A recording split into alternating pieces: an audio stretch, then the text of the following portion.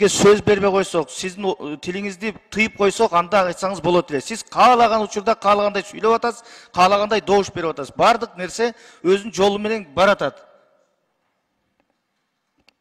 5-чи микрофон. Кыргызстан Мадумаров, айтышпасаңыз жакшы болот эле.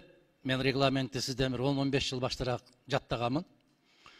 Бардык нерсе көпчүлүк менен добуш менен кабыл алынат. Эгер эреже менен барса, эреже менен барып добушка коюлса.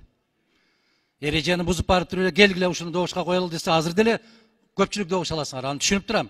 Мен айтып атам, эрежени сактагыла, мыйзамды сактагыла, конституциянын талаптарын сактагыла. Биз мыйзам чыгаруу бийлигибиз.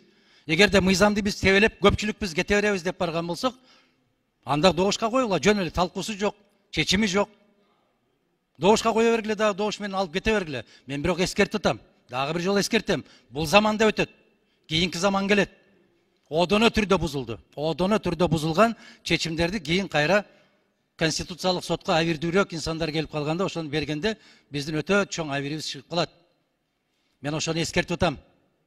Жакшы эмес прецедент. Өтө туура эмес прецедент кетип баратат. Жаккан кишини ар кандай жол менен, жакпаган кишини момундай кылып көпчүлүк менен чечип коебуз деген бул жогорку кеңештин иши эмес. Жогорку кеңеш калыс болуш керек. Адилеттүү болуш керек. Мыйзамды каккан казыктай кармаган орган болуш керек. Тилекке каршы андай болбой атабыз. Өтө өкүнүчтүү. Азыр билем көпчүлүксүңөр. Баары бир мени утасыңар, билем аны дагы. Бирок мен эскертип атам. Рахмат, Адахан Кимсанбаевич. Мына айыргасыздан айтууга туура келип атат. Мен сиз менен такыр айтышайын деген ниетим да, оюм да жок. Бирок бул маселе бардыгы регламентти, мыйзамдын талаптарын, эрежелери менен так даана бара жатат.